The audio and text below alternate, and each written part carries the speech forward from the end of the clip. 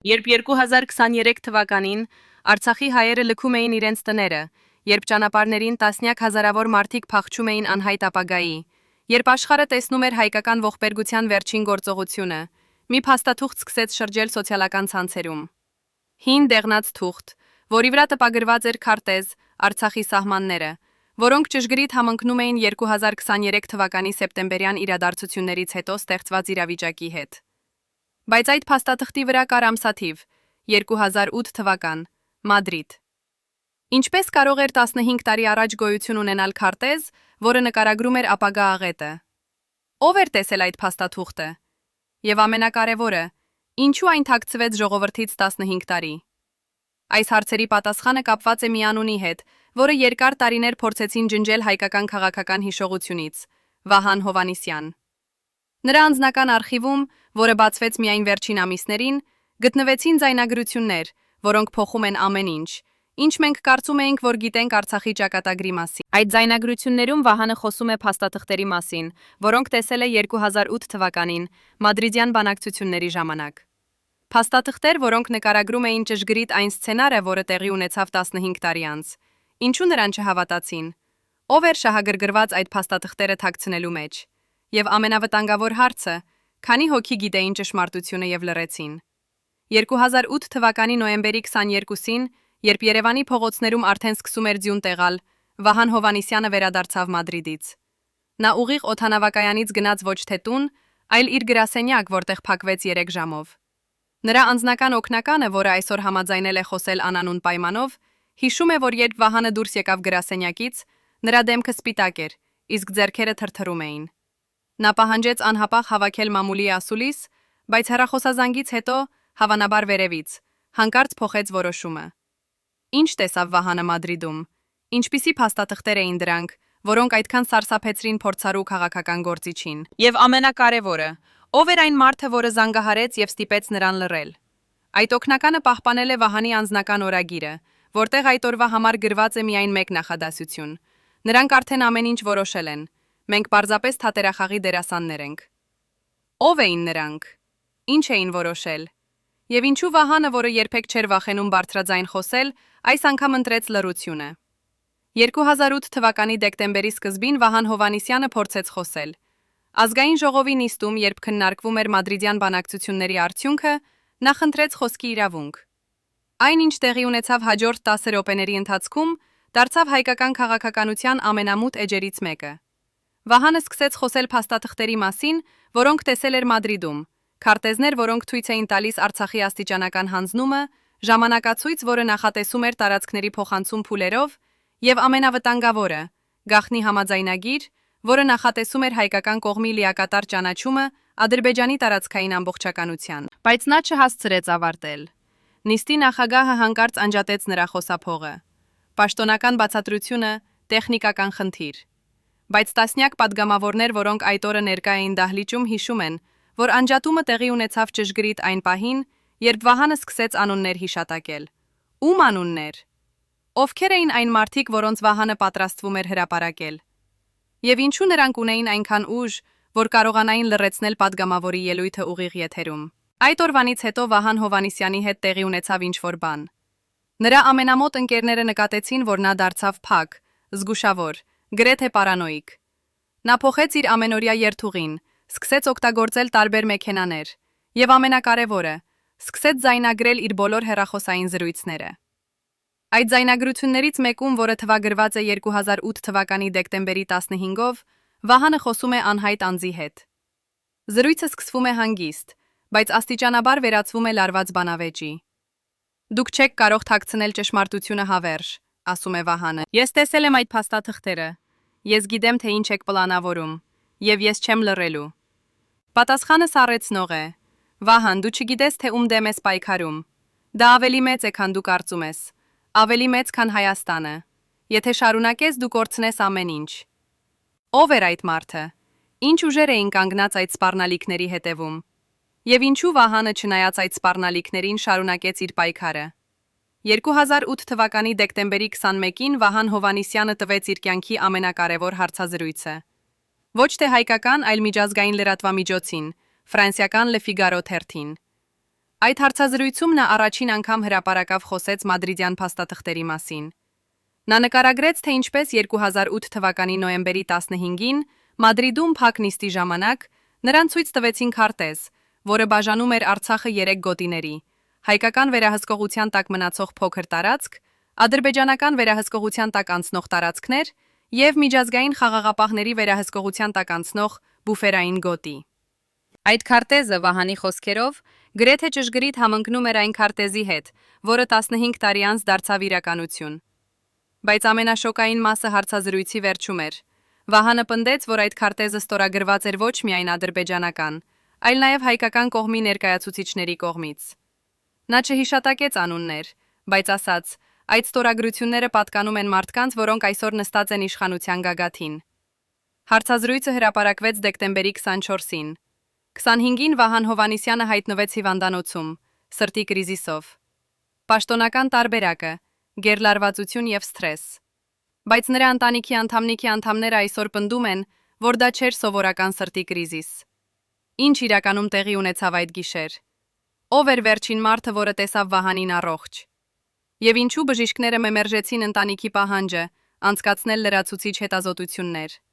2008 թվականի դեկտեմբերի 26-ին, երբ Վահանը դեռ հիվանդանոցում էր, նրա գրասենյակ մտան անհայտ մարդիկ։ Նրանք ներկայացան որպես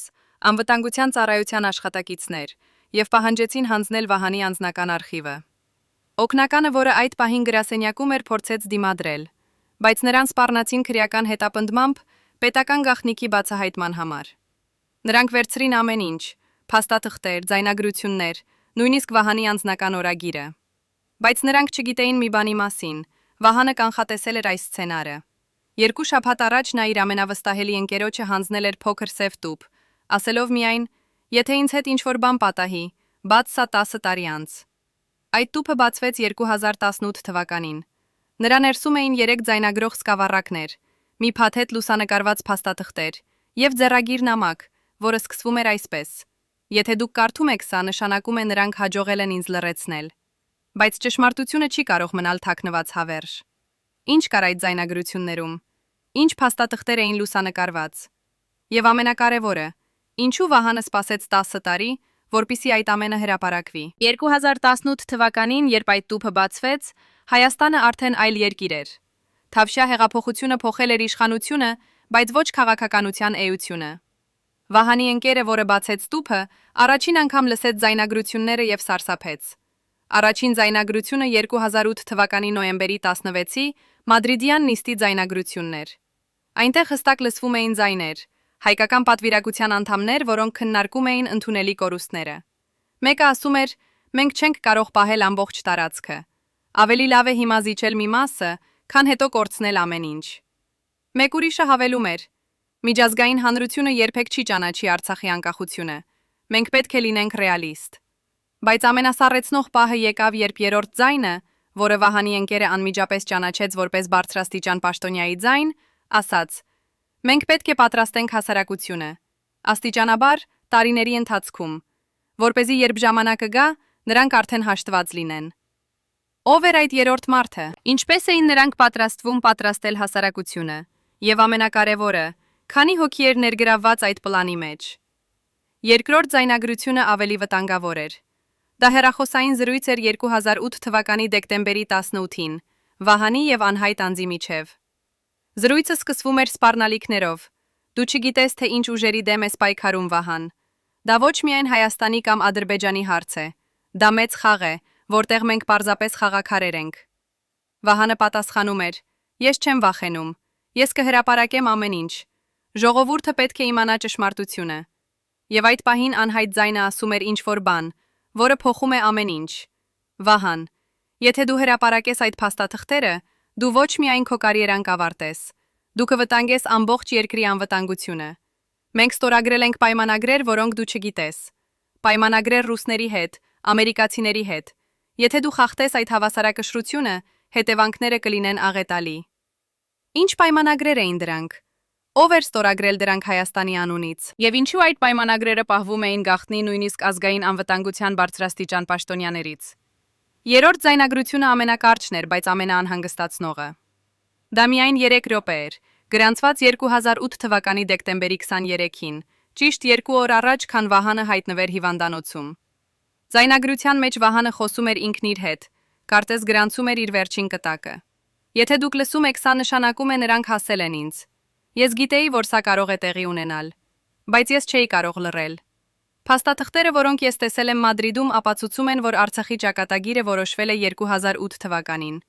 Ոչ թե 2020 թվականին, ոչ թե 2023 թվականին։ Այն որոշվել է 15 տարի առաջ,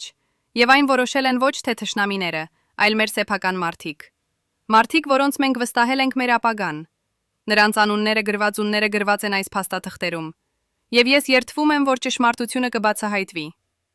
Ձայնագրությունը ավարտվում էր տարօրինակ ձայնով, կարծես դուռ էր բացվում, եւ Վահանը արագ անջատում էր սարքը։ Ով մտավ այդ պահին, ինչ տեղի ունեցավ հաջորդ րոպեներին։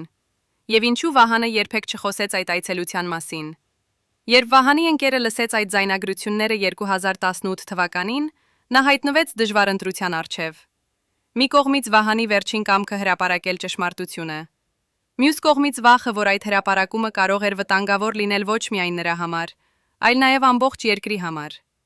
Նա որոշեց խորհրդակցել իրավաբանի հետ։ Իրավաբանը լսելով ձայնագրությունները ասաց. «Սա ոչ միայն քաղաքական սկանդալ է, սա պետական դավաճանության ապացույց է, բայց դուք պետք է հասկանաք, եթե հրապարակեք սա, դուք կդառնաք թիրախ։ Ոչ միայն հայկական իշխանությունների, այլ նաև միջազգային ուժերի, որոնք շահագրգռված են այս գաղտնիքը պահելու մեջ»։ Ընկերը հարցրեց. «Իսկ եթե ես չհրապարակեմ, ինչ կլինի»։ Իրավաբանը պատասխանեց. «Ապա Վահանի զոհողությունը կլինի զուր, եւ ճշմարտությունը կմնա թաքնված հավերժ»։ Այդ զրույցից հետո ընկերը կայացրեց որոշում։ Նա չէր հրապարակի ձայնագրությունները անմիջապես, բայց կպահի դրանք անվտանգ վայրում, սպասելով ճիշտ պահին։ Այդ պահը եկավ 2023 թվականի սեպտեմբերին, երբ Արցախի հայերը լքում էին իրենց տները։ Երբ այն ամենը, ինչի մասին Վահանը նախազգուշացրել էր 15 տարի առաջ, դարձավ իրականություն։ Բայց նույնիսկ այդ պահին ընկերը վարանում էր։ Ինչու։ Ինչ էր նրան կասեցնում։ Եվ ինչպես այդ ձայնագրությունները վերջապես հասան հանրությանը։ 2023 թվականի հոկտեմբերին, երբ աշխարհը դեռ ցնցված էր Արցախի ողբերգությունից, անանուն հաշվից սոցիալական ցանցերում հայտնվեց առաջին ձայնագրությունը։ Ոչ ամբողջը, այլ միայն հատված, այն մասը, որտեղ հայկական պատվիրակության անդամը խոսում էր ընդունելի կորուստների մասին։ Ձայնագրությունը տարածվեց կայծակային արագությամբ։ Հազարավոր մարդիկ կիսվեցին, մեկնաբանեցին, պահանջեցին բացատրություններ։ Պաշտոնական իշխանությունները անմիջապես հայտարարեցին, որ դա կեղծիք է, որը նպատակ ունի դեստաբիլիզացնել երկիրը։ Բայց ձայնագրության վերլուծությունը, որը կատարեցին անկախ փորձագետները, ցույց տվեց, որ այն իսկական է։ Ավելին, փորձագետները կարողացան նույնականացնել ձայները, եւ այն, ինչ նրանք հայտնաբերեցին, սարսափեցրեց ամբողջ երկիրը։ Ձայները պատկանում էին մարդկանց, որոնք 2008 թվականին զբաղեցնում էին բարձրաստիճան պաշտոններ։ Մարդիկ, որոնցից ոմանք դեռ կենդանի էին եւ շարունակում էին ազդել հայկական քաղաքականության վրա։ Ով էր այն անանուն անձը, որը հրապարակեց ձայնագրությունը։ Արդյոք դա Վահանի ընկերն էր, թե ուրիշ ոմեկ, ով ունեցել էր մուտք այդ նյութերին։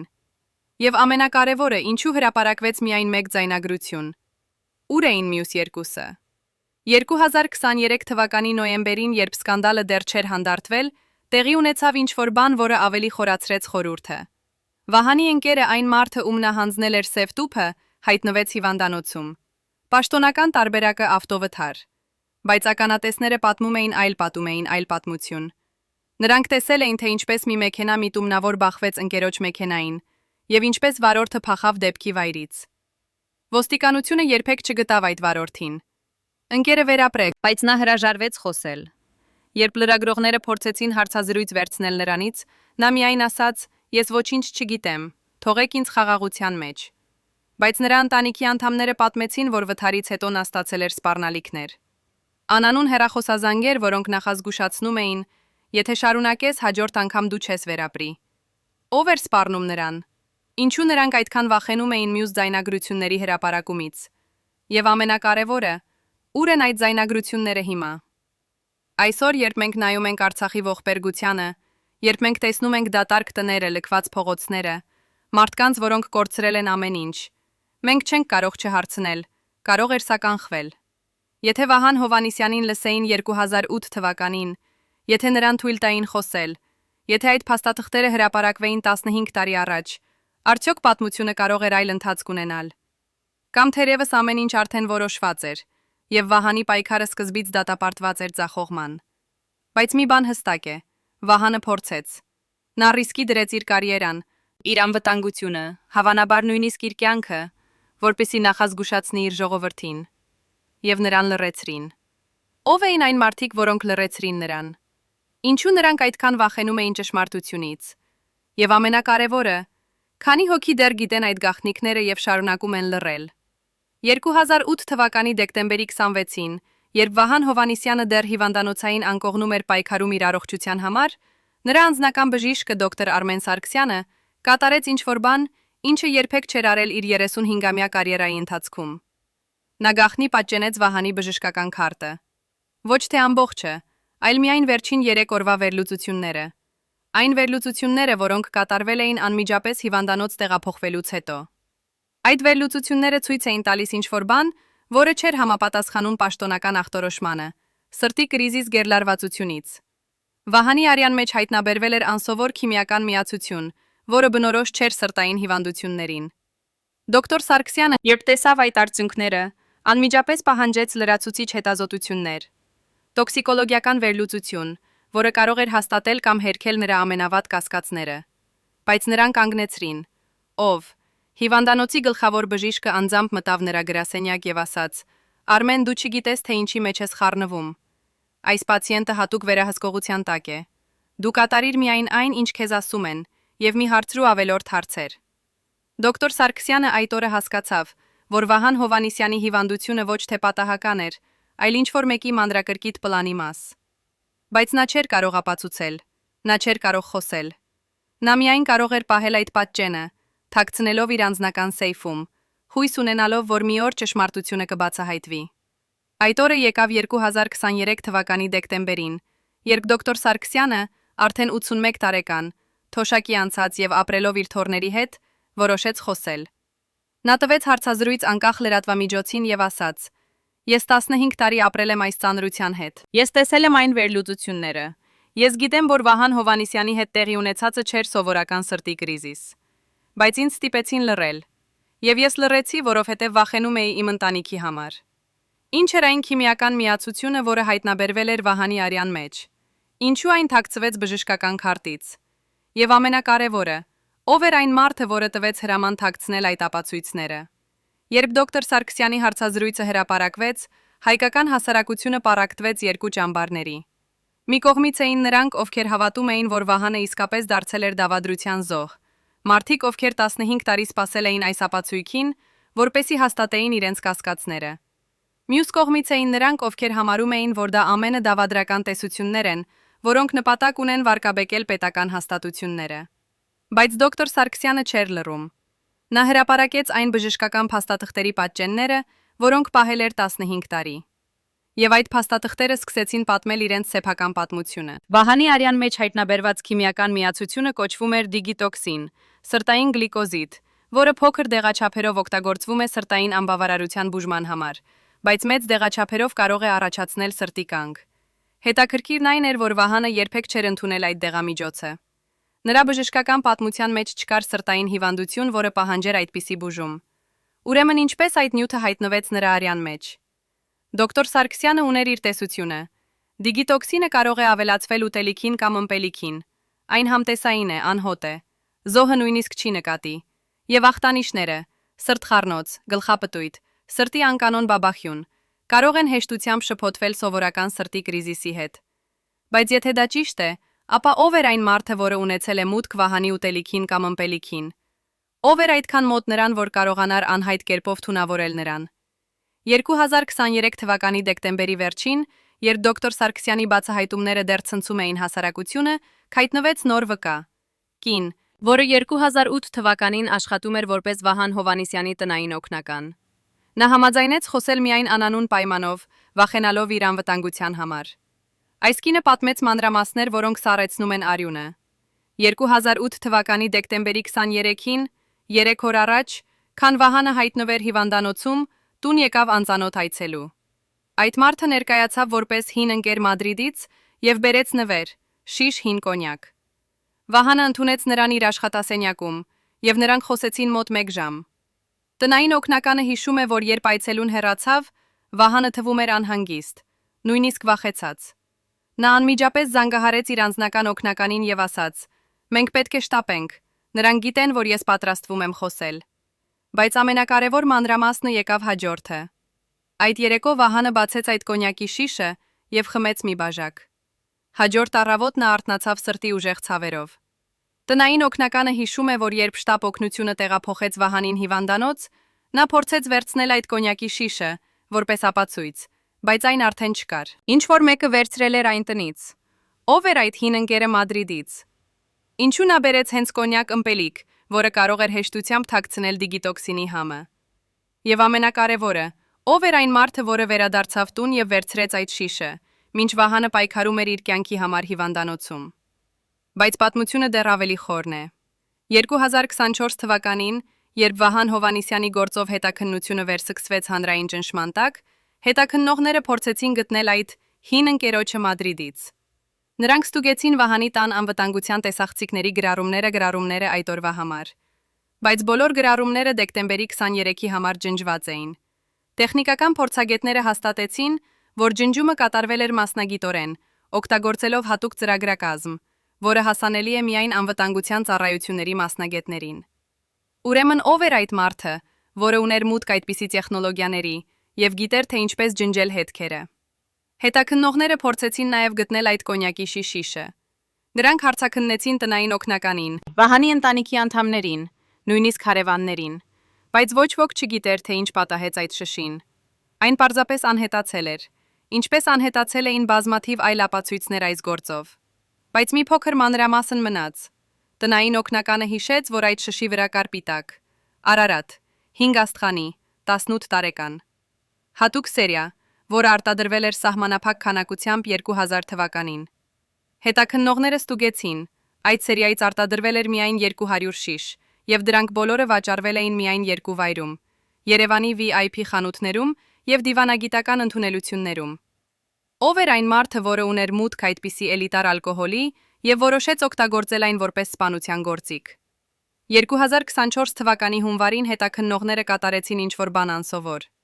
Նրանք ստուգեցին բոլոր այն մարդկանց, ովքեր ներկա էին Մադրիդյան բանակցություններին 2008 թվականին եւ ովքեր կարող էին ճանաչել Վահան Հովհաննիսյանին։ Ցուցակը երկար էր՝ դիվանագետներ, քաղաքական գործիչներ, անվտանգության ծառայությունների ներկայացուցիչներ, թարգմանիչներ, նույնիսկ սպասարկող անձնակազմ։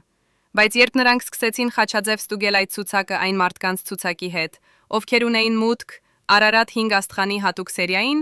նրանք գտան ինչ-որ բան անսպասելի։ 3 անուն համընկնում էին։ 3 մարդ, ովքեր ներկա էին Մադրիդում, ովքեր գիտեին Վահանի մասին եւ ովքեր ունեին մուտք այդ էլիտար կոնյակին։ Բայց ամենաշոկայինը չէր այդ համընկնումը։ Ամենաշոկային այն էր, որ այդ 3 մարդկանցից 2-ը արդեն մահացած էին։ Մեկը 2012 թվականին ավտովթարից, մյուսը 2019 թվականին սրտի կանգից։ Եվ երրորդը միակ կենդանին հրաժարվեց հանդիպել հետաքննողների հետ, ներկայացնելով իրավաբանական իմունիտետ։ Նա դիվանագիտական անձնագիր ուներ եւ աշխատում էր արտասահմանում։ Ով էր այդ երրորդ մարդը։ Ինչու նա հրաժարվեց համագործակցել հետաքննության հետ։ Եվ ամենակարևորը, արդյոք պատահական է, որ մյուս 2 հավանական կասկածյալները մահացան անսպասելի հանգամանքներում։ 2024 թվականի փետրվարին անկախ լրագրողական հետաքննություն կատարող խումբը որոշեց գործել այլ կերպ։ Եթե նրանք չէին կարող հասնել երրորդ մարդուն, նրանք կփորձեին հասնել նրա անցյալին։ Նրանք սկսեցին ուսումնասիրել այդ մարդու կարիերան, նրա կապերը, նրա ֆինանսական գործարքները։ Եվ այն, ինչ նրանք հայտնաբերեցին, բացեց ամբողջովին նոր շերտ այս խորհրդավոր պատմության մեջ։ Այդ մարդը, անվանենք նրան պարոն Կ, 2008 թվականին աշխատում էր որպես հատուկ խորհրդական Հայաստանի արտաքին գործերի նախարարության մոտ։ Նրա պաշտոնական պարտականությունները ներառում էին զգայուն բանակցությունների համակարգում։ Բայց ավելի հետաքրքիրն այն էր, ինչ նա անում էր ոչ պաշտոնական կերպով։ Ֆինանսական գրառումները ցույց էին տալիս, որ պարոն Կ-ն ստացել էր մի քանի խոշոր փոխանցումներ օֆշորային հաշիվներից։ Ընդհանուր գումարը գերազանցում էր $2 միլիոն։ Այդ փոխանցումները կատարվել էին 2008 թվականի դեկտեմբերին եւ 2009 թվականի հունվարին։ Ճիշտ այն ժամանակահատվածում, երբ Վահան Հովհաննիսյանը պայքարում էր իր կյանքի համար եւ երբ բոլոր ապացույցները սկսեցին անհետանալ։ Ումից էին այդ փոխանցումները, ինչ ծառայության դիմաց էր վճարվում այդ գումարը, եւ ինչու պարոն Կն անմիջապես այդ փողերից հետո տեղափոխվեց աշխատելու արտասահման, դիվանագիտական անձնագրով, որը նրան տալիս էր իմունիտետ ցանկացած հետապնդումից։ Բայց լրագրողները չէին կանգնում։ Նրանք գտան մարդու, ով աշխատել էր պարոն Կայի օգնականի պաշտոնում 2008 թվականին։ Այդ օգնականը կին, որը հիմա ապրում էր արտասահմանում եւ փոխել էր իր անունը, համաձայնեց խոսել, բայց միայն անանուն եւ միայն ձայնի աղավաղմամբ։ Այն, ինչ նա պատմեց, հաստատեց ամենավատ կասկածները։ 2008 թվականի դեկտեմբերի սկզբին պարոն Կան ստացել էր հատուկ առաջադրանք։ Նա պետք է վերացներ խնդիրը Վահան Հովհաննիսյանի հետ։ Օգնականը չգիտեր մանրամասները, բայց նա հիշում էր, որ պարոն Կանն մի քանի անգամ հեռախոսով խոսեց ինչ-որ մեկի հետ ռուսերեն լեզվով, օգտագործելով կոդային անուններ եւ անհասկանալի տերմիններ։ Նա նաեւ հիշում էր, որ դեկտեմբերի 20-ին պարոն Կն խնդրեց նրան պատվիրել հատուկ առաքում, շիշ կոնյակ, որը պետք է փաթեթավորվեր որպես նվեր եւ առաքվեր կոնկրետ հասցեով։ Այդ հասցեն էր Վահան Հովհաննիսյանի տունը։ Օգնականը այդ ժամանակ չմտածեց, որ դա կարող է լինել ինչ-որ չարագործության մաս։ Նա պարզապես կատարեց իր աշխատանքը։ Բայց հիմա 16 տարի անց, երբ նա գիտի, թե ինչ տեղի ունեցավ Վահանի հետ, նա ապրում է մեղքի զգացումով։ Ես չգիտեի, ասում է նա ձայնագրության մեջ, նրա ձայնը թրթռում է։ Ես երբեք չէի մտածի, որ այդ սովորական առաջադրանքը կարող է լինել սպանության մաս։ Բայց հիմա ես հասկանում եմ, եւ ես չեմ կարող ապրել այս գաղտնիքի հետ։ Ինչու այդ կինը փոխեց իր անունը եւ փախավ երկրից։ Ումից էր նա վախենում։ Եվ ամենակարևորը, արդյոք պարոն Կան գործեց միայնակ, թե նա պարզապես կատարող էր ավելի մեծ դավադրության մեջ։ 2024 թվականի մարտին, երբ այս բոլոր բացահայտումները սկսեցին հրապարակվել, տեղի ունեցավ ինչ-որ բան, որը ցույց տվեց, թե որքան խորն է այս դավադրությունը։ Լրագրողական հետաքննություն կատարող խմբի ղեկավարը, փորձառու լրագրող, որը տասնամյակներ աշխատել էր քաղաքական սկանդալների բացահայտման վրա, ստացավ անանուն նամակ։ Այդ նամակի մեջ էր USB գրիչ, որի վրա գրված էր միայն մեկ բառ՝ ճշմարտություն։ Երբ լրագրողը բացեց այդ գրիչը, նա գտավ ֆայլեր, որոնք փոխեցին ամեն ինչ։ Դրանք էին բանկային փոխանցումների ամբողջական գրառումները պարոն Կի հաշիվներին, ոչ միայն այն $2 միլիոն, որը արդեն հայտնի էր, այլ եւս 10 միլիոն, որը փոխանցվել էր փուլերով 5 տարվա ընթացքում։ Բայց ամենակարևորը չէր գումարը։ Ամենակարևորն այն էր, թե որտեղից էին գալիս այդ փողերը։ Փոխանցումները կատարվել էին մի քանի օֆշորային ընկերությունների միջոցով, բայց երբ լրագրողները սկսեցին հետևել փողերի հետքին, նրանք հասան մի անունի, որը սառեցրեց նրանց արյունը։ Այդ օֆշորային ընկերությունների վերջնական շահառուն էր մի մարդ, որը 2008 թվականին զբաղեցնում էր մի ամենաբարձր պաշտոններից Հայաստանի կառավարությունում։ Մարդ, որը ներկա էր մադրիդյան բանակցություններին։ Մարդ, որը ուներ իշխանություն եւ ռեսուրսներ, որպեսի կազմակերպի այս ամբողջ գործողությունը։ Բայց ամենաանհավատալին այն էր, որ այդ մարդը դեռ կենթանի էր եւ դեռ ազդեցիկ էր հայկական քաղաքականության մեջ։ Ո՞վ էր այդ մարդը։ Ինչու նա ուզեց լռեցնել Վահան Հովհաննիսյանին։ Եվ ամենակարևորը, քանի այլ մարդիկ են մահացել, որպեսի այս գաղտնիքը մնա թաքնված։ Պատկերացրեք, որ դուք եք այն 12 մարդկանցից մեկը, ովքեր գիտեին ամեն ինչ Վահան Հովհաննիսյանի մասին։ Նրա յուրաքանչյուր բժշկական գաղտնիք, յուրաքանչյուր փախուստի պլան, յուրաքանչյուր թաքնված փաստաթուղթ, որը նա պահում էր իր անձնական սեյֆում։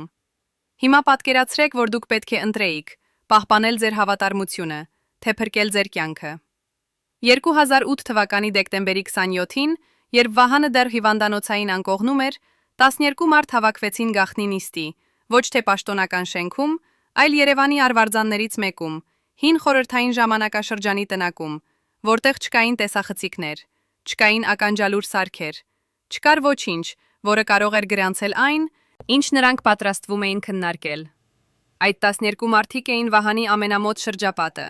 նրա անձնական օգնականը, նրա իրավաբանը, 2 անվտանգության պաշտոնյաներ, ովքեր պատասխանատու էին նրա պաշտպանության համար, նրա անձնական վարորդը, նրա տնային օգնականը եւ 6 այլ մարդիկ, ովքեր տարբեր պատճառներով ունեին մուտք Վահանի ամենազգայուն տեղեկություններին։ Այդ նիստում նրանք ստացան ուլտիմատում։ Անանուն հեռախոսազանգ, որը եկավ ճիշտ նիստի սկզբին, նախազգուշացրեց. դուք ունեք 24 ժամ, որպեսզի հանձնեք Վահանի բոլոր արխիվները, ձայնագրությունները, փաստաթղթերը, լուսանկարները, ամեն ինչ, ինչ նա հավաքել է Մադրիդից հետո։ Եթե չհանձնեք, Դուք բոլորդ կդառնաք թիրախ։ Ոչ միայն դուք, այլ նաև ձեր ընտանիքները։ Այդ 12 մարդկանցից 9 համաձայնվեցին։ Նրանք վախեցան։ Նրանք ընտրեցին իրենց անվտանգությունը Վահանի ճշմարտության փոխարեն։ Բայց 3 հոգի հրաժարվեցին։ 3 հոգի, ովքեր որոշեցին, որ Վահանի գաղտնիքները չպետք է մահանան նրա հետ միասին։ Ինչ տեղի ունեցավ այդ 3 մարդկանց հետ։ Ինչու նրանցից միայն մեկը կենդանի է այսօր։ Եվ ամենակարևորը, ուր են այն արխիվները, որոնք նրանք թաքցրին այդ գիշեր։ 2008 թվականի դեկտեմբերի 28-ին, երբ այդ ուլտիմատումի ժամկետը լրանում էր, տեղի ունեցավ ինչ-որ բան, որը ցույց տվեց, թե որքան լուրջ էին այդ սպառնալիքները։ Այդ 3 մարդկանցից մեկը, Վահանի անձնական իրավաբանը, որը պահում էր նրա ամենազգայուն իրավական փաստաթղթերի պատճենները, չհասավ տուն այդ երեկո։ Նրա մեքենան գտնվեց հաջորդ առավոտ Հրազդանի կիրճում, ճանապարհից դուրս, ամբողջովին այրված։ Պաշտոնական տարբերակը վարորդը կորցրել է վերահսկողությունը ճանապարհի սառցակալած հատվածում, մեքենան ընկավ կիրճ եւ բռնկվեց։ Բայց ավտոմեքենայի փորձագետները, ովքեր ուսումնասիրեցին այրվածքի մնացորդները տարիներ անց, գտան ինչ-որ բան անսովոր։ Մեքենայի արգելակային համակարգը չէր ձախողվել պատահականորեն, այն միտումնավոր կտրված էր։ Ինչ-որ մեկը, ով ուներ մուտք այդ մեքենային,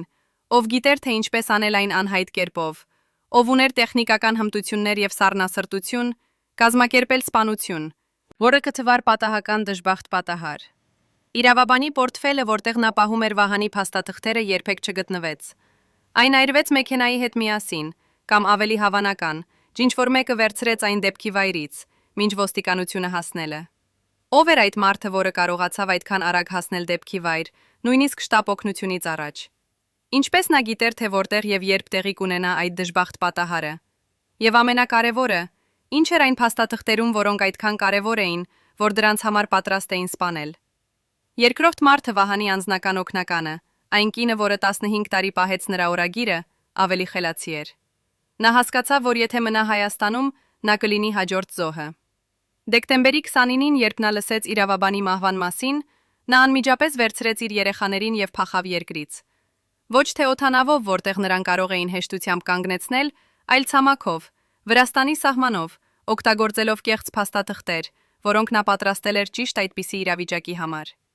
Նա գիտեր, որ Վահանի հետ աշխատելը վտանգավոր է։ Նա գիտեր, որ մի օր կարող է գալ պահը, երբ նրա կյանքը կախված կլինի նրանից, թե որքան արագ կարող է անհետանալ։ Եվ այդ օրը եկավ։ Բայց նախքան փախչելը նա արեց ինչ-որ բան խիզախ եւ վտանգավոր։ Նա պատճենեց Վահանի օրագրի ամենակարևոր էջերը։ Այն էջերը, որտեղ նա նկարագրել էր մադրիդյան նիստերը։ Այն էջերը, որտեղ նա գրել էր անուններ։ Անուններն էր այն մարդկանց, ովքեր մասնակցել էին դավադրությանը։ Այդ պատճենները նա թաքցրեց ոչ թե իր հետ, այլ ուղարկեց երրորդ մարդուն, Վահանի անձնական վարորդին։ Այն մարդուն, ով 15 տարի լռեց, բայց ով վերջապես համաձայնեց խոսել 2023 թվականին։ Ինչու նա ընտրեց վարորդին։ Որովհետև վարորդը չէր թվում վտանգավոր։ Նա պարզապես մարդ էր, ով վարում էր մեքենա։ Ոչ ոք չէր մտածի, որ նա կարող է լինել Վահանի ամենակարևոր գաղտնիքների պահապանը։ Բայց այդ ընտրությունը փրկեց այդ փաստաթղթերը։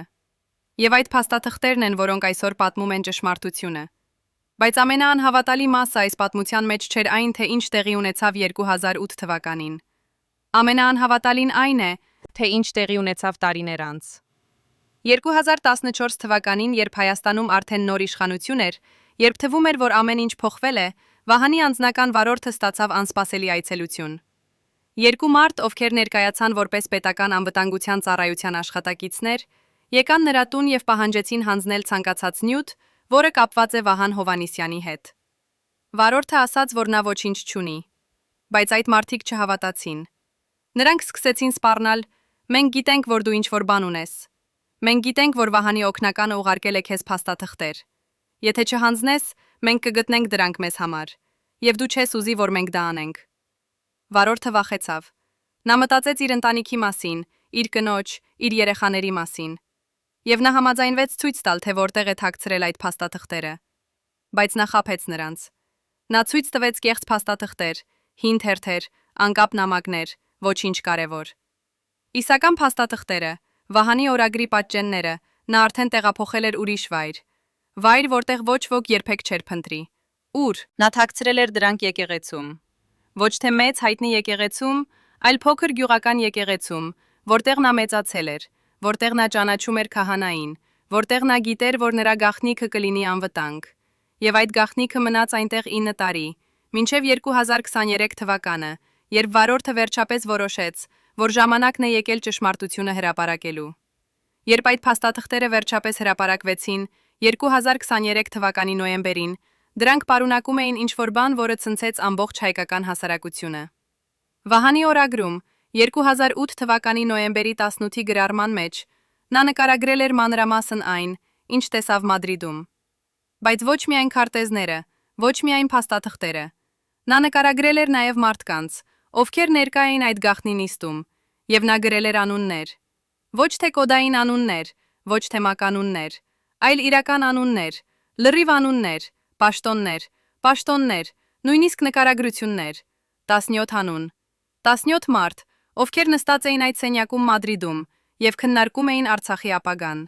17 մարդ, ովքեր գիտեին, որ նրանք պլանավորում են ինչ-որ բան, որը կփոխի հազարավոր մարդկանց ճակատագիրը։ Եվ այդ 17 մարդկանցից 12-ը դեռ կենդանի էին 2023 թվականին։ 12 մարդ, ովքեր տեսան, թե ինչպես նրանց պլանները դարձան իրականություն։ 12 մարդ, ովքեր գիտեին, որ նրանք կարող էին կանխել այդ ողբերգությունը, բայց ընտրեցին չանել դա։ Ո՞վ էին այդ 12 մարդիկ։ Ինչու նրանք լռեցին 15 տարի։ Եվ ամենակարևորը, ինչ են նրանք անում հիմա, երբ ամբողջ աշխարհը գիտի նրանց անունները։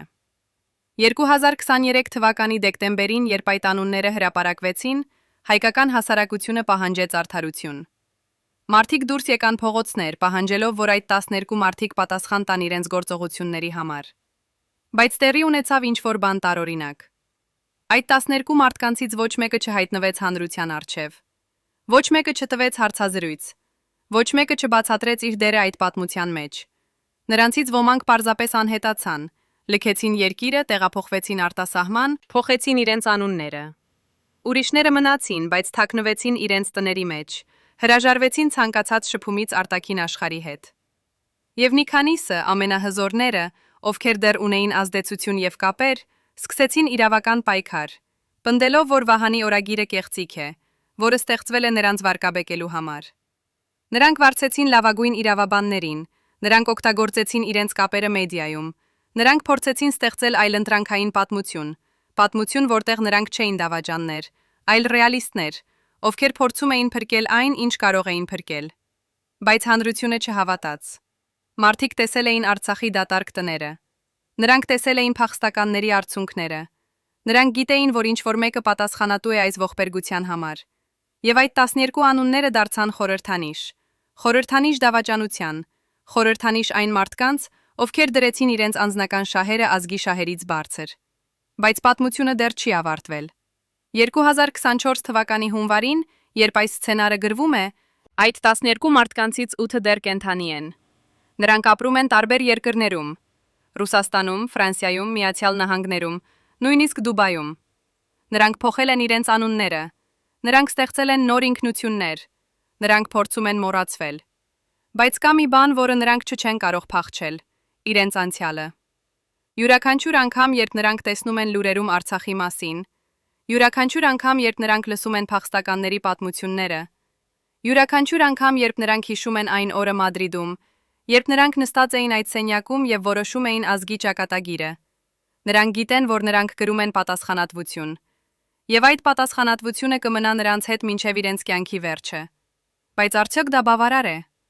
Արդյոք բավարար է, որ նրանք ապրեն մեղքի զգացումով, թե նրանք պետք է պատասխան տան իրավական կերպով։ Արդյոք կլինի երբևէ արդարություն Վահան Հովհաննիսյանի համար,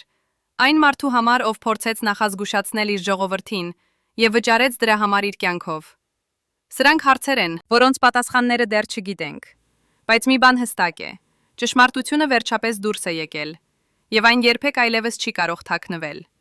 Երբ Վահան Հովհաննիսյանը պայքարում էր իր կյանքի համար հիվանդանոցային անկողնում 2008 թվականի դեկտեմբերին, նրա մտքերը չէին իր սեփական ճակատագրի մասին։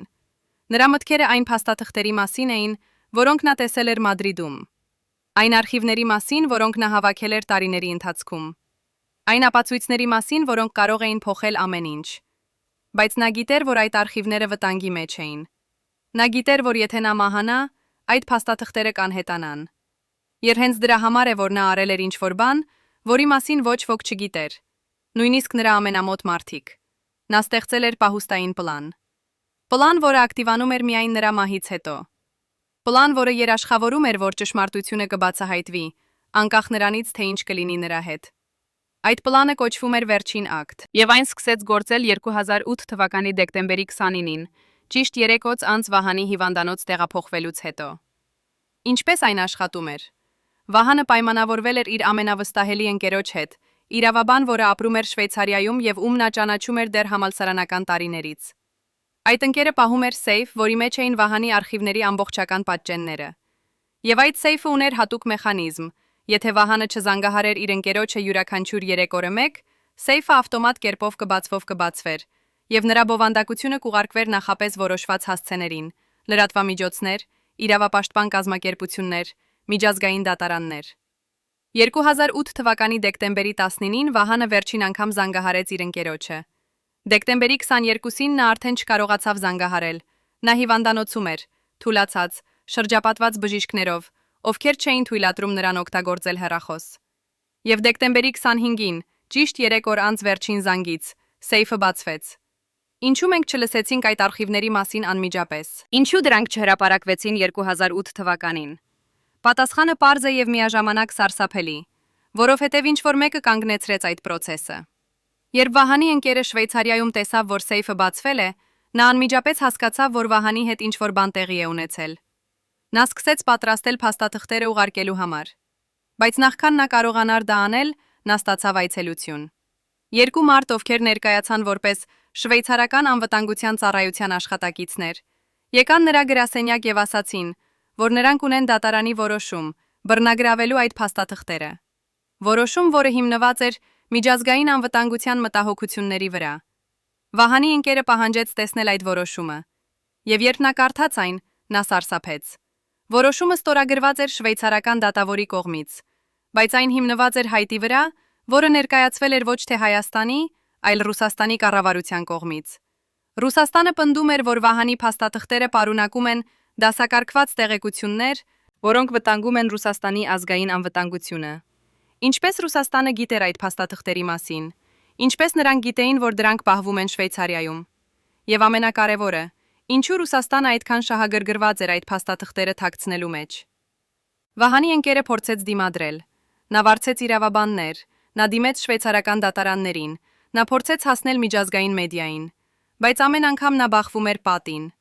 Շվեյցարական իշխանությունները հրաժարվում էին օգնել։ Մեդիան հրաժարվում էր հրապարակել պատմությունը։ Եվ վերջապես 2008 թվականի դեկտեմբերի 28-ին, 2 շաբաթ անց սեյֆի բացումից, այդ փաստաթղթերը բռնագրավվեցին։ Վահանի ընկերը տեսավ, թե ինչպես նրանք տեղափոխվում էին դիվանագիտական մեքենայով, մեքենա, որը ուներ ռուսական դրոշներ։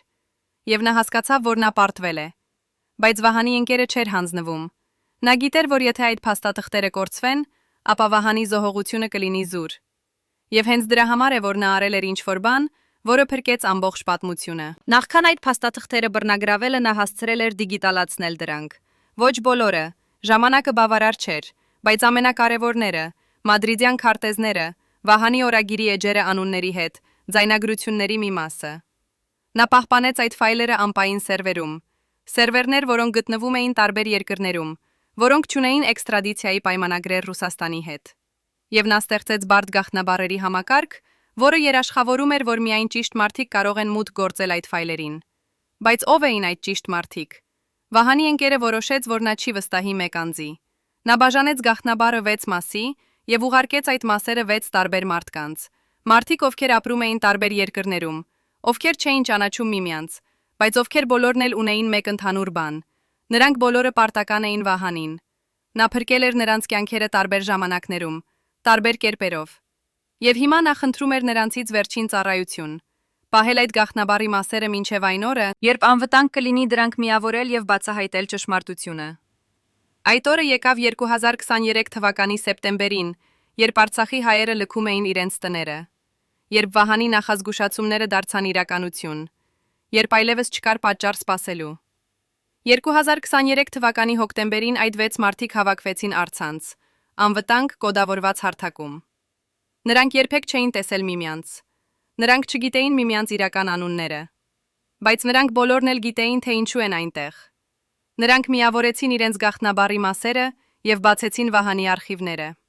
Այն ինչ նրանք տեսան հաստատեց ամենավատ կասկածները։ Փաստաթղթերը ցույց էին տալիս ոչ միայն մադրիդյան դավադրությունը, ոչ միայն այն մարդկանց անունները, ովքեր մասնակցել էին դրան։ Դրանք ցույց էին տալիս ինչ-որ բան ավելի խորը, ավելի վտանգավոր։ Դրանք ցույց էին տալիս, որ Արցախի ճակատագիրը որոշվել էր ոչ թե 2008 թվականին, այլ շատ ավելի վաղ։ Դեռ 2000 թվականին, երբ Ռուսաստանը, Միացյալ Նահանգները եւ Եվրոպական միությունը գաղտնի հանդիպումներ ունեցան եւ որոշեցին, որ Հարավային Կովկասում պետք է լինի նոր կարգ։ Կարգ, որտեղ Ադրբեջանը կստանար Արցախը, բայց Հայաստանը կստանար փոխհատուցում, տնտեսական օգնություն, անվտանգության երաշխիքներ, ինտեգրում եվրոպական կառույցներում։ Եվ այդ գործարքը աստիճանաբար իրականացվում էր տարիների ընթացքում, փուլ առ փուլ, բանակցություն առ բանակցություն, զիջում առ զիջում։ Մինչև վերջապես 2023 թվականին այն ավարտվեց այնպես, ինչպես պլանավորված էր 23 տարի առաջ։ Ո՞վ էր այդ նոր կարգի ճարտարապետը։ Ո՞վ էր այն մարդը կամ խումբը, որը նստեց եւ որոշեց միլիոնավոր մարդկանց ճակատագիրը։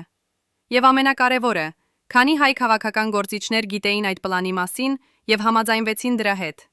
Երբ այդ 6 մարդիկ տեսան այս ամենը, նրանք հասկացան, որ նրանք պահում են ոչ միայն Վահանի ժառանգությունը, այլ նաեւ ամբողջ ազգի ապագան։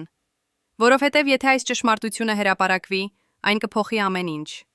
Այն կկործանի ի քաղաքական կարիերաներ, այն կբացահայտի դավաճանություններ, այն կստիպի մարդկանց վերագնահատել ամեն ինչ, ինչ նրանք կարծում էին, որ գիտեն իրենց պատմության մասին։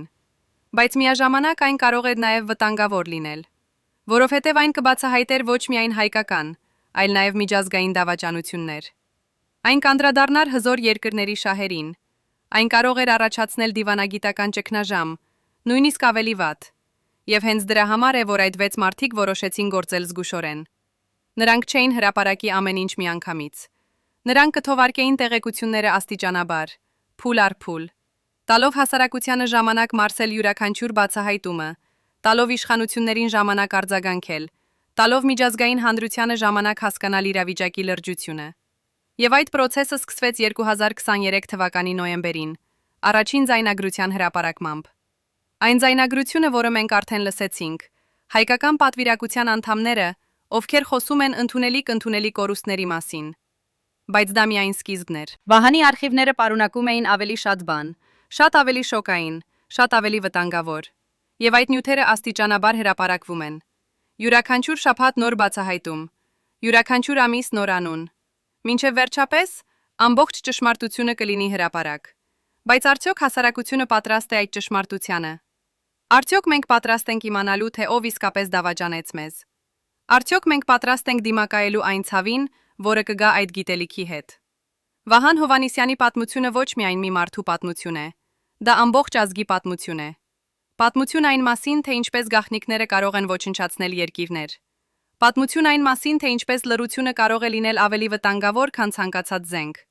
Պատմություն այն մասին, թե ինչպես մի մարդու քաջությունը կարող է փոխել պատմության ընթացքը, նույնիսկ եթե այդ մարդը չի ապրում, որպեսզի տեսնի այդ փոփոխությունները։ 2008 թվականի դեկտեմբերի 29-ին, երբ Վահանը պառկած էր հիվանդանոցային անկողնում, երբ նրա մարմինը պայքարում էր այն թույնիի դեմ, որը ինչ-որ մեկը դրել էր նրա ըմպելիքի մեջ, երբ նրա սիրտը դանդաղում էր եւ նրա շնչառությունը դառնում էր ավելի եւ ավելի դժվար, նա մտածում էր ոչ թե իր մասին, նա մտածում էր իր ժողովրդի մասին, նա մտածում էր այն հազարավոր մարդկանց մասին, ովքեր ապրում էին Արցախում եւ չգիտեին, որ իրենց ճակատագիրը արդեն որոշված էր։ Նա մտածում էր այն երեխաների մասին, ովքեր մեծանում էին այնտեղ եւ երազում էին ապագայի մասին, որը երբեք չէր գալու։ Եվ նա մտածում էր, որ նա պետք է անի ինչ-որ բան, նույնիսկ եթե դա նշանակում էր զոհել իր կյանքը, նույնիսկ եթե դա նշանակում էր, որ նրա անունը կվարկաբեկվի, նույնիսկ եթե դա նշանակում էր, որ նրա ընտանիքը կտառապի, նա պետք է խոսեր։ Եվ նա խոսեց։ Ոչ թե բարձրաձայն,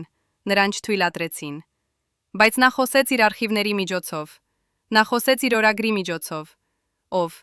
նա խոսեց իր ձայնագրությունների միջոցով, եւ այսօր, 16 տարի անց նրա մահից, նրա ձայնը դեռ լսվում է, նրա ճշմարտությունը դեռ ապրում է, եւ նրա պայքարը դեռ շարունակվում է։ Բայց մենք չպետք է մոռանանք, որ Վահանը միայնակ չէր։ Կային ուրիշներ, ովքեր նույնպես փորձեցին նախազգուշացնել։ Կային ուրիշներ, ովքեր նույնպես տեսան վտանգը եւ փորձեցին արթնացնել իրենց ժողովրդին։ բայց նրանց բոլորին լռեցրին։ Ոմանք սպանվեցին, ինչպես Վահանը։ Ուրիշները վախեցան եւ փախան։ Եվ ուրիշներ պարզապես հանձնվեցին, հասկանալով, որ նրանք պայքարում են ավելի հզոր ուժերի դեմ, քան նրանք երբևէ կարող էին պատկերացնել։ Բայց հարցը, որը մենք պետք է տանք մեզ այսօր, ոչ թե ինչու նրանք ձախողվեցին է։ Հարցը, ինչ մենք կարող ենք սովորել նրանց ձախողումներից է։ Ինչպես մենք կարող ենք երաշխավորել, որ այս ողբերգությունը երբեք չկրկնվի։ Ինչպես մենք կարող ենք ստեղծել համակարգ, որտեղ ճշմարտությունը չի կարող թաքնվել, որտեղ դավաճանները չեն կարող խուսափել արդարությունից, որտեղ մի մարդու ձայնը կարող է լսվել, նույնիսկ եթե այդ ձայնը դեմ է ամենահզոր շահերին։ Սրանք հարցեր են, որոնց պատասխանները մենք պետք է գտնենք միասին, որովհետև Վահանի պատմությունը դեռ չի ավարտվել։ Այն շարունակվում է մեր մեջ, մեր ընտրություններում, մեր գործողություններում, մեր պատասխանատվության մեջ, պահպանել նրա ժառանգությունը եւ երաշխավորել, որ նրա զոհողությունը չի լինի զուր։ 2023 թվականի դեկտեմբերին, երբ Վահան Հովհաննիսյանի արխիվները սկսեցին հրապարակվել, երբ անունները սկսեցին բացահայտվել, երբ ամբողջ աշխարհը սկսեց հասկանալ դավադրության մասշտաբը, տեղի ունեցավ ինչ-որ բան, որը փոխեց ամեն ինչ։ Մի մարդ, որը 15 տարի լռել էր, որը թաքնվել էր իր անցյալից, որը փորձել էր մոռանալ այն, ինչ տեսել էր Մադրիդում 2008 թվականին, վերջապես համաձայնեց խոսել։ Այս մարդը չէր պարզապես ականատես։ Նա էր այն մարդը, ով կազմակերպել էր ամբողջ գործողությունը։ Այն մարդը, ով ստացել էր հրամանը վերևից եւ կատարել էր այն անխղճորեն։ Այն մարդը, ում մենք կանվանենք գլխավոր դավաճան։ Նրա իրական անունը Արման Գրիգորյան էր, նախկին բարձրաստիճան պաշտոնյա, Հայաստանի ազգային անվտանգության ծառայությունում։ Մարդ, ով 2008 թվականին ուներ անսահմանափակ մուտք ամենազգայուն տեղեկություններին։ Մարդ, ով ճանաչում էր Վահան Հովհաննիսյանին անձամբ եւ գիտեր նրա բոլոր թույլ կողմերը։ Արմանը 2008 թվականից հետո անհետացել էր, պաշտոնապես թոշակի անցած առողջական խնդիրների պատճառով, բայց իրականում տեղափոխվել էր Դուբայ, որտեղ ապրում էր շքեղ կյանքով, օֆշորային հաշիվներից ֆինանսավորվող կյանք, որի աղբյուրը ոչ ոք չէր հարցնում։ Բայց 2023 թվականի դեկտեմբերին, երբ նա տեսավ, որ Վահանի արխիվները սկսել են հրապարակվել, երբ նա հասկացավ, որ նրա անունը շուտով կհայտնվի այդ ցուցակում, երբ նա գիտակցեց, որ նա այլևս չի կարող թաքնվել, նա կայացրեց որոշում։ Նա կխոսի առաջինը, նա կպատմի իր տարբերակը, եւ նա կփորձի արդարացնել այն, ինչ արել է։ Ինչու նա որոշեց խոսել հենց այդ պահին։ Արդյոք դա իսկապես զղջում էր, թե պարզապես փորձ վերահսկել պատմությունը, մինչ այն դուրս չի եկել նրա ձեռքերից։ Եվ ամենակարևորը, ինչ նա պատմեց այդ առաջին հարցազրույցում, որը տվեց անկախ լրագրողներին։ Արման Գրիգորյանի հարցազրույցը տևեց 4 ժամ եւ գրանցվեց անվտանգ վայրում, Դուբայի հյուրանոցային համարում, որտեղ նա ապրում էր վերջին 10 տարիները։ Լրագրողները, ովքեր վերցրին այդ հարցազրույցը, հետագայում պատմեցին, որ Արմանը թվում էր միաժամանակ ազատված եւ վախեցած։ Ազատված, որովհետև վերջապես կարող էր խոսել այն մասին, ինչ տարիներ պահել էր իր ներսում։ Բայց վախեցած, որովհետև գիտեր, որ այս խոստովանությունը կարող էր արժենալ նրա կյանքը։ Նա սկսեց պատմել 2008 թվականի նոյեմբերի սկզբից, երբ նա ստացավ առաջին հրամանը։ Դա եկավ ուղիղ վերևից, ասաց նա, նրա ձայնը թրթռում էր։ Ոչ թե իմ անմիջական ղեկավարից, այլ շատ ավելի բարձրից։ Մարդ, ում անունը ես չեմ կարող հիշատակել, որովհետև նա դեռ կենդանի է եւ դեռ ունի իշխանություն։ Այդ մարդը ասաց ինձ, որ Վահան Հովհաննիսյանը դարձել է խնդիր, որ նա տեսել է փաստաթղթեր Մադրիդում, որոնք չպետք է տեսներ, որ նա պատրաստվում է խոսել, եւ եթե նա խոսի, դա կվտանգի ոչ միայն Հայաստանի, այլ նաեւ մեր միջազգային գործընկերների շահերը։ Ինձ ասացին, որ ես պետք է լուծեմ այդ խնդիրը։ Ես հարցրի, ինչ նշանակում է լուծել, եւ ինձ ասացին. դու գիտես, թե ինչ է նշանակում։ Արա այն, ինչ անհրաժեշտ է։ Արմանը դադար արեց, նրա աչքերը լցվեցին արցունքներով։ Ես գիտեի, թե ինչ նրանք ուզում էին, բայց ես չէի ուզում հավատալ։ Ես փորձեցի գտնել այլընտրանքներ։ Ես մտածեցի, թերևս կարող ենք պարզապես վախեցնել Վահանին, ստիպել նրան լռել։ Բայց ինձ ասացին, որ վախեցնելը բավարար չէ, որ Վահանը չի լռի, որ միակ ելքը նրա ֆիզիկական վերացումն է։ Ինչպես մի մարդ կարող է ստանալ այդպիսի հրաման եւ կատարել այն։ Ինչպես նա կարող է ապրել իր հետ այդ գիտելիքով։ Եվ ամենակարևորը, ով էր այն մարդը, ով տվեց այդ հրամանը։ Արմանը շարունակեց իր պատմությունը, եւ յուրաքանչյուր նոր մանրամասն ավելի սարսափելի էր, քան նախորդը։ Նա պատմեց, թե ինչպես 2008 թվականին նոյեմբերի 18-ին նա հանդիպեց պարոն Կայի հետ, այն մարդու հետ, ում մենք արդեն ճանաչում ենք որպես կատարող, ով բերեց թունավորված կոնյակը Վահանի տուն։ Պարոն Կան էր Արմանի ուղակի ենթական, մարդ, ով հատուկացված էր զգայուն գործողությունների համար։ Գործողություններ, որոնք երբեք չէին գրանցվում պաշտոնական հաշվետվություններում։ Գործողություններ, որոնք կատարվում էին ստվերում եւ մնում էին այնտեղ։ Արմանը տվեց նրան հստակ հրահանգներ. գտիր միջոց մոտենալ Վահանին, օգտագործիր 5 կապերը Մադրիդից, ներկայացիր որպես ընկեր, ով ուզում է օգնել, բեր նվեր, ինչ որ բան, որը նա չի կասկածի, եւ այդ նվերի մեջ դիր այն, ինչ մենք պատրաստել ենք։ Այն, ինչ նրանք պատրաստել էին, էր դիգիտոքսին, սրտային գլիկոզիդ, որը փոքր դեղաչափերով բուժում է, բայց մեծ դեղաչափերով սպանում է։ Արմանը բացատրեց, թե ինչպես նրանք ընտրեցին հենց այդ թույնը։ Մենք ուզում էինք, որ դա թվա բնական մահ։ Սրտի կրիզից գերլարվածությունից։ Վահանը հայտնի էր իր լարված աշխատանքային ռեժիմով։ Ոչ ոք չէր կասկածի։ Եվ նույնիսկ եթե բժիշկները հայտնաբերեին դիգիտոքսին, նրանք կարող էին մտածել, որ դա բժշկական սխալ է, որ ինչ որ մեկը սխալմամբ տվել է սխալ դեղաչափ։ Բայց ամենասառեցնող մասը եկավ, երբ Արմանը պատմեց, թե ինչպես նրանք ստուգեցին իրենց պլանը։ Մենք փորձարկեցինք այն նախապես, ոչ թե կենդանիների վրա, այլ մարդու վրա։ Անօթևան, ում ոչ ոք չէր փնտրելու։ Մենք տվեցինք նրան նույն դեղաչափը, որը պատրաստվում էինք տալ Վահանին։ Եվ մենք դիտեցինք, թե ինչ տեղի ունեցավ։ Նա մահացավ 6 ժամում։ Ախտանիշները ճիշտ այնպիսին էին, ինչպես մենք ակնկալում էինք։ Սրտի անկանոն բաբախյուն, շնչառության դժվարություն, վերջում սրտի կանգ։ Մենք գիտեինք, որ այն կաշխատի։ Ինչպես մարդիկ կարող են դառնալ այդպիսի հրեշներ։ Ինչպես նրանք կարող են սպանել անմեղ մարդու, պարզապես որպես փորձարկում։ Եվ ամենակարևորը, քանի այլ մարդիկ են մահացել այս դավադրության մեջ, մարդիկ, որոնց մասին մենք երբեք չենք իմանա։ Բայց Արմանի խոստովանությունը դեռ ավելի խորն էր գնում։ Նա պատմեց ոչ միայն Վահանի սպանության մասին, այլ նաև այն, ինչ տեղի ունեցավ հետո։ Ինչպես նրանք ջնջեցին ապացույցները, ինչպես նրանք սպառնացին վկաներին, ինչպես նրանք կազմակերպեցին դժբախտ պատահարները այն մարդկանց համար, ովքեր գիտեին չափազանց շատ։ Վահանի իրավաբանը չէր պատահական դժբախտ պատահար, ասաց Արմանը, նրա ձայնը գրեթե շշուկ էր։ Մենք կտրեցինք նրա մեքենայի արգելակային համակարգը։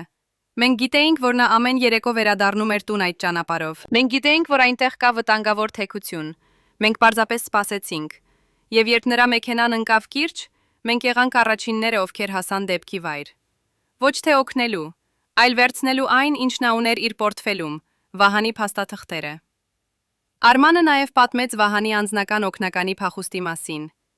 Մենք գիտեինք, որ նա փախավ։ Մենք կարող էինք կանգնեցնել նրան սահմանին,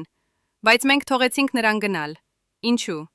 Որովհետև մենք մտածեցինք, որ եթե նա փախչում է, նշանակում է նա վախենում է։ Եվ եթե նա վախենում է, նա չի խոսի։ Մենք սխալվեցինք։ Նա խոսեց։ Բայց միայն 15 տարի անց, երբ արդեն ուշ էր։ Եվ վերջապես, Արմանը պատմեց Շվեյցարիայի գործողության մասին,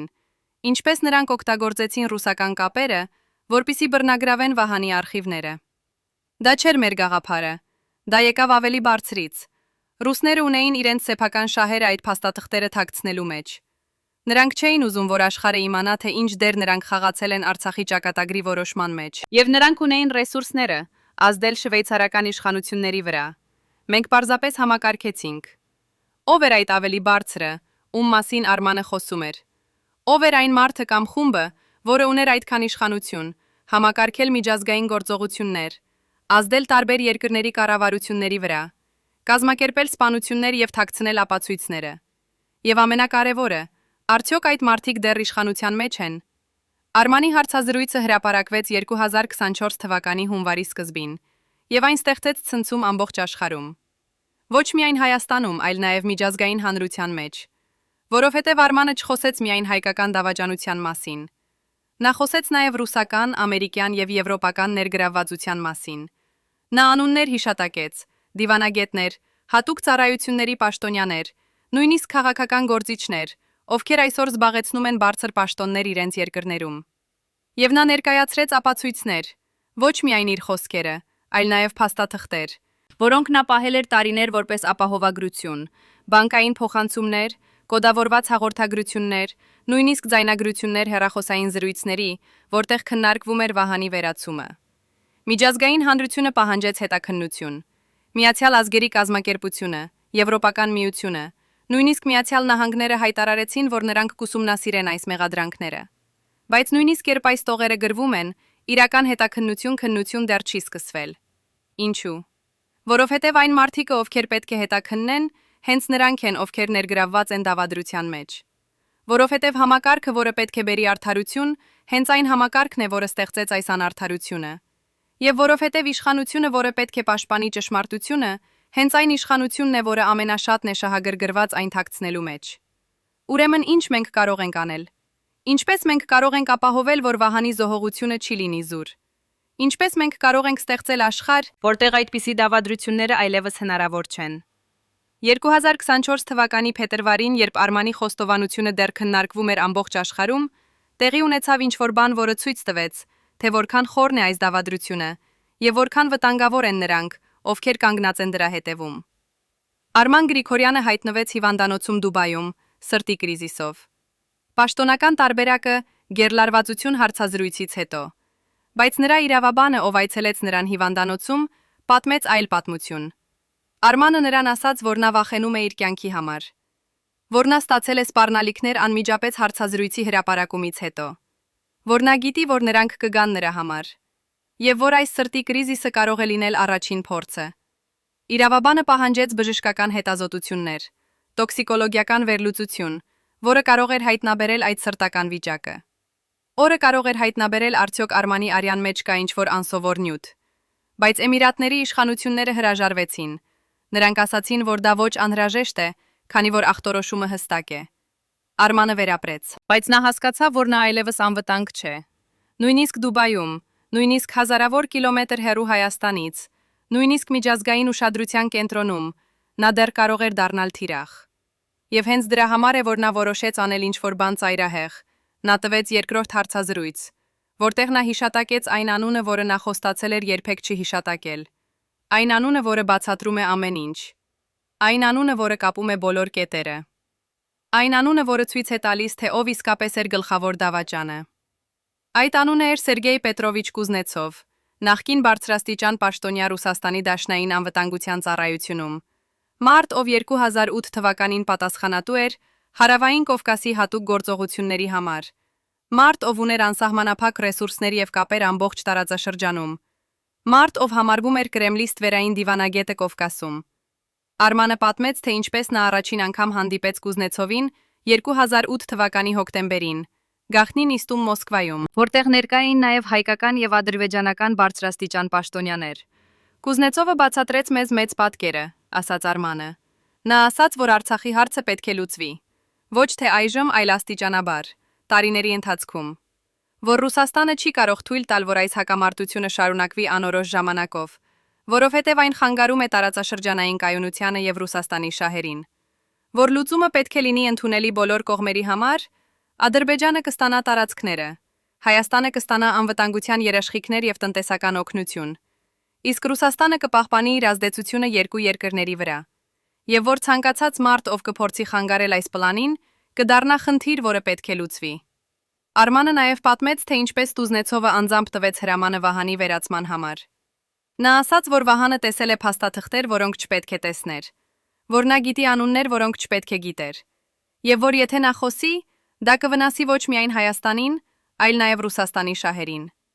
Կուզնեցովը ինձ նայեց աչքերիս մեջ եւ ասաց. Արման, դու գիտես, թե ինչ պետք է անես։ Եվ դու գիտես, թե ինչ կլինի, եթե չանես դա։ Ես հասկացա։ Դա սպառնալիք էր ոչ միայն ինձ, այլ նաև իմ ընտանիքին։ Ով է Սերգեյ Կուզնեցովը այսօր։ Ուր է նա։ Եվ արդյոք նա դեռ ունի իշխանություն կազմակերպել այդպիսի գործողություններ։ Երբ Արմանը հիշատակեց Կուզնեցովի անունը, միջազգային հանրությունը պահանջեց պատասխաններ Ռուսաստանից, բայց Կրեմլը հրաժարվեց մեկնաբանել։ Պաշտոնական խոսնակը միայն ասաց, որ սա անհիմն մեղադրանքներ են, որոնք նպատակ ունեն վարկաբեկել Ռուսաստանը։ Բայց անկախ հետաքննողները սկսեցին փորել Կուզնեցովի անցյալը, եւ այն, ինչ նրանք հայտնաբերեցին, հաստատեց Արմանի պատմությունը։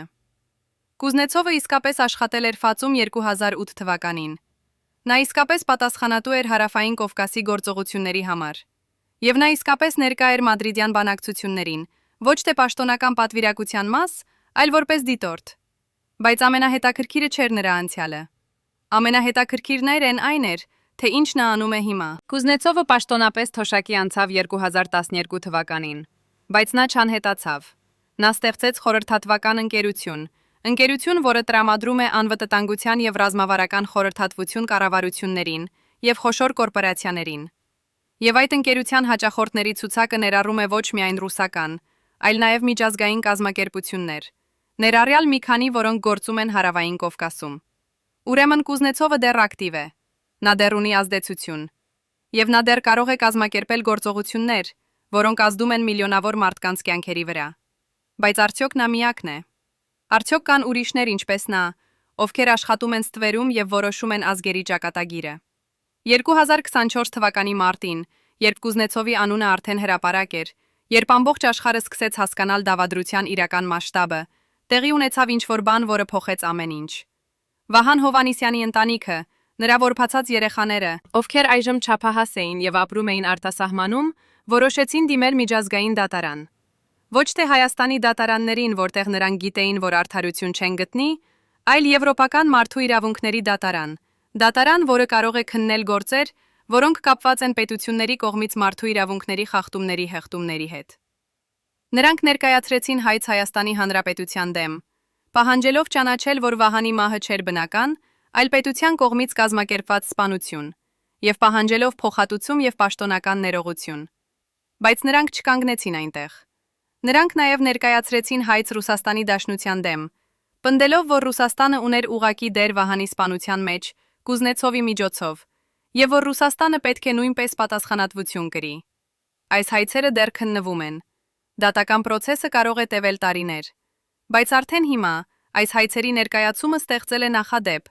Առաջին անգամ հայկական ընտանիք դիմում է միջազգային դատարան, պահանջելով արդարություն քաղաքական սպանության համար։ Առաջին անգամ Ռուսաստանը պաշտոնապես մեղադրվում է միջազգային ատյանում, ներգրավվածության համար հետխորհրդային տարածքում քաղաքական սպանության մեջ։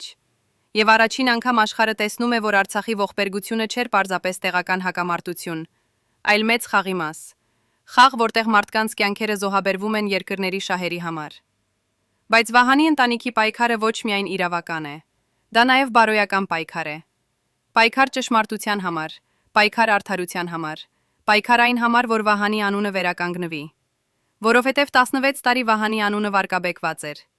Նրան անվանում էին դմեին դավաճան, պարանոիկ, մարդ, ով կորցրել էր իրականության զգացումը։ Նրա ընտանիքը տառապում էր այդ ստիգմայից։ Նրա երեխաները մեծացան լսելով, թե ինչպես մարդիկ վատ են խոսում իրենց հոր մասին։ Բայց հիմա, երբ ճշմարտությունը դուրս է եկել, երբ աշխարհը տեսնում է, որ Վահանը ճիշտ էր, երբ մարդիկ հասկանում են, որ նա փորձեց տեց փրկել իր ժողովրդին եւ վճարեց դրա համար իր կյանքով, նրա անունը սկսում է վերականգնվել։ Հայաստանում սկսեցին հայտնվել հուշարձաններ Վահանի հիշատակին, փողոցներ, որոնք անվանվեցին նրա անունով, դպրոցներ, որտեղ երեխաներին սովորեցնում են նրա պատմությունը։ Եվ ամենակարևորը, մարդիկ սկսեցին խոսել նրա մասին ոչ թե որպես դավաճանի, այլ որպես հերոսի։ Հերոս, ով համարձակվեց խոսել ճշմարտությունը, երբ բոլորը լռում էին։ Բայց արդյոք դա բավարար է։ Արդյոք հուշարձանները եւ փողոցների անունները կարող են փոխհատուցել այն, ինչ կորցրեց նրա ընտանիքը։ Կարող են դրանք վերադարձնել նրանց հորը, ամուսնուն, ընկերոջը։ Պատասխանը իհարկե ոչ։ Բայց դրանք կարող են անել ինչ-որ բան ավելի կարևոր։ Դրանք կարող են երաշխավորել, որ Վահանի զոհողությունը չի մոռացվի, որ նրա պատմությունը կշարունակի ոգեշնչել ապագա սերունդներին, եւ որ նրա պայքարը կշարունակվի մեր միջոցով։ Այսօր, երբ մենք նայում ենք Արցախի դատարկ տներին, երբ մենք լսում ենք փախստականների պատմությունները, երբ մենք տեսնում ենք այն ցավը, որը այս ողբերգությունը բերել է հազարավոր ընտանիքների, մենք չենք կարող չհարցնել, կարող էր սա կանխվել։ Եթե Վահանին լսեին 2008 թվականին, եթե նրա նախազգուշացումները լուրջ ընդունվեին,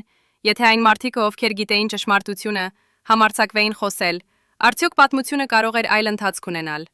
Թերևս այո, թերևս ոչ, մենք երբեք չենք իմանա։ Բայց մի բան մենք գիտենք հաստատ, լռությունը սպանում է։ Երբ մարդիկ տեսնում են անարդարությունը եւ լռում են, երբ նրանք գիտեն ճշմարտությունը եւ վախենում են խոսել, երբ նրանք ընտրում են իրենց անվտանգությունը ուրիշների կյանքերի փոխարեն, նրանք դառնում են դավադրության մաս։ Թերևս ոչ ակտիվ մասնակիցներ, բայց լռակյաց համակիրներ։ Եվ այդ լռակյաց համակիրները նույնքան պատասխանատու են, որքան ակտիվ կատարողները։ Վահանը հրաժարվեց լռել։ Նա ընտրեց խոսել, նույնիսկ գիտենալով, որ դա կարող է արժենալ նրա կյանքը։ Եվ նա վճարեց այդ գինը։ Բայց նրա ձայնը չմարեց։ Այն ապրում է մեր մեջ։ Եվ այն կշարունակի ապրել, քանի դեռ մենք հիշում ենք նրա պատմությունը եւ շարունակում նրա պայքարը։ 2024 թվականի ապրիլին, 6 ամիս անց Արմանի խոստովանությունից, Հայաստանի կառավարությունը վերջապես արձագանքեց։ Ոչ թե պաշտոնական ներողությամբ, ոչ թե հետաքննության սկսմամբ, այլ հանձնաժողովի ստեղծմամբ, հանձնաժողով, որը պետք է ուսումնասիրի Վահան Հովհաննիսյանի գործի հանգամանքները։ Բայց այդ հանձնաժողովը դեռ չի սկսել իր աշխատանքը։ Դեռ չեն նշանակվել նրա անդամները։ Դեռ չի սահմանվել նրա լիազորությունների շրջանակը։ Եվ շատերը կասկածում են, որ այն երբևէ չի սկսի իրական աշխատանք։ Որովհետև իրական հետաքննությունը կբացահայտի անուններ այն մարդկանց, ովքեր դեռ ունեն իշխանություն, ովքեր դեռ կարող են ազդել քաղաքականության վրա, ովքեր դեռ կարող են վնաս հասցնել նրանց, ովքեր փորձում են բացահայտել ճշմարտությունը։ Բայց հասարակական ճնշումը շարունակվում է։ Ամեն շաբաթ մարդիկ հավաքվում են Երևանի կենտրոնում, պահանջելով արդարություն Վահանի համար։ Ամեն ամիս նոր բացահայտումներ են հրապարակվում, նոր փաստաթղթեր, նոր վկայություններ, նոր ապացույցներ։ Եվ աստիճանաբար, շատ դանդաղ, բայց անխուսափելիորեն, ճշմարտությունը դուրս է գալիս։ Ռուսաստանը շարունակում է հերքել ցանկացած ներգրավվածություն։ Կուզնեցովը հրաժարվում է մեկնաբանել։ Նա ապրում է Մոսկվայում, պաշտպանված իր կապերով եւ իր անցյալով։ Բայց նույնիսկ Ռուսաստանում սկսեցին հայտնվել ձայներ, որոնք պահանջում են պատասխաններ։ Անկախ լրագրողներ, մարդու իրավունքների պաշտպաններ, նույնիսկ մի քանի քաջ քաղաքական գործիչներ։ Նրանք բոլորը պահանջում են, որ Կրեմլը բացատրի Կուզնեցովի դվերը Վահանի սպանության մեջ։ Բայց Կրեմլը լռում է, եւ այդ լռությունը ավելի բարձրաձայն է, քան ցանկացած խոստովանություն։ Արմանը դեռ ապրում է Դուբայում, բայց նա այլևս չի ապրում շքեղ կյանքով։ Նրա օֆշորային հաշիվները սառեցվել են միջազգային ճնշման տակ։ Նրա գույքը բռնագրավվել է, եւ նա ապրում է մշտական վախի մեջ։ Վախ, որ նրանք կգան նրա համար։ Վախ, որ հաջորդ սրտի կրիզիսը կլինի վերջինը։ Բայց նա շարունակում է խոսել։ Նա տվել է արդեն 5 հարցազրույց։ Եվ յուրաքանչյուր հարցազրույցում նա բացահայտում է նոր մանրամասներ, նոր անուններ, նոր ապացույցներ։ Թերևս դա նրա միջոցն է փրկվելու, եթե նա խոսի բավականաչափ բարձրաձայն։ Եթե նա դառնա բավականաչափ հայտնի, ապա նրանք չեն համարձակվի նրան սպանել։ Կամ թերևս դա նրա միջոցն է փրկել իր հոգին, փոխհատուցել այն, ինչ նա արել է, տալով աշխարհին ճշմարտությունը, որը նա այդքան երկար թաքցրել է։ Վահանի երեխաները շարունակում են իրենց իրավական պայքարը։ Նրանք չեն հանձնվում։ Նրանք գիտեն, որ արդարությունը կարող է տարիներ տևել։ Բայց նրանք նաև գիտեն, որ նրանք պայքարում են ոչ միայն իրենց հոր համար, այլ նաև բոլոր այն մարդկանց համար, ովքեր տառապել են այս դավադրությունից։ Բոլոր այն ընտանիքների համար, ովքեր կորցրել են իրենց տները Արցախում։ Բոլոր այն երեխաների համար, ովքեր մեծացան փախստականների ճամբարներում։ Բոլոր այն մարդկանց համար, ովքեր դեռ սպասում են ճշմարտությանը եւ արդարությանը։ Բայց մի հարց մնում է անպատասխան։ Հարց, որը տանջում է բոլորին, ովքեր հետևել են այս պատմությանը։ Հարց, որը կարող է երբեք չստանա վերջնական պատասխան։ Այդ հարցն է. արդյոք Վահանը իսկապես տեսավ այն, ինչ նա պնդում էր, որ տեսել է։ Արդյոք իսկապես գոյություն ուներ այն քարտեզը 2008 թվականին, որը ցույց էր տալիս Արցախի ապագան։ Արդյոք իսկապես կար գաղտնի պայմանագիր, որը նախատեսում էր տարածքների հանձնումը։ Թե թերևս Վահանը սխալվեց։ Թերևս նա տեսավ ինչ-որ բան, բայց սխալ մեկնաբանեց այն։ Թերևս նա եղավ պարանոյայի զոհ, տեսնելով դավադրություններ այնտեղ, որտեղ դրանք չկային։ Մենք երբեք չենք իմանա վերջնական ճշմարտությունը, որովհետև այն փաստաթղթերը, որոնք Վահանը տեսավ Մադրիդում, երբեք չեն հրապարակվել։ Դրանք կամ ոչնչացվել են, կամ դեռ թաքնված են ինչ-որ գաղտնի արխիվում։ Եվ այն մարդիկը, ովքեր գիտեն ճշմարտությունը, կամ մահացել են, կամ լռում են։ Բայց թերևս դա ճիշտ հարցը չէ։ Թերևս ճիշտ հարցը ոչ թե արդյոք Վահանը ճիշտ էր, այլ ինչու մենք չուզեցինք նրան հավատալ։ Ինչու մենք ընտրեցինք անտեսել նրա նախազգուշացումները։ Ինչու մենք թույլ տվեցինք, որ նրան լռեցնեն։ Եվ ամենակարևորը, ինչ մենք կանենք այժմ, երբ մենք տեսնում ենք, որ նա թերևս ճիշտ էր։ Վահանի պատմությունը ավարտվեց 2008 թվականի դեկտեմբերին, բայց նրա ժառանգությունը շարունակվում է։ Այն ապրում է յուրաքանչյուր մարդու մեջ, ով համարձակվում է խոսել ճշմարտությունը։ Այն ապրում է յուրաքանչյուր լրագրողի մեջ, ով հետաքննում է դավադրությունները։ Այն ապրում է յուրաքանչյուր քաղաքացու մեջ, ով պահանջում է արդարություն, եւ այն կշարունակի ապրել, քանի դեռ մենք հիշում ենք, որ լռությունը սպանում է, բայց ճշմարտությունը ազատագրում է։ Հարգելի հեռուստադիտողներ, եթե դուք հետևել եք այս ողբերգական պատմությանը մինչև վերջ, գրեք մեկնաբանություններում, թե որ քաղաքից եք։ Մեզ համար կարևոր է իմանալ, թե որտեղ Վահան Հովանիսյանը դեռ հիշվում է։ Եվ բաժանորդագրվեք ալիքին, որպեսզի չկորցնեք ճշմարտությունը պատմության կուռքերի մասին։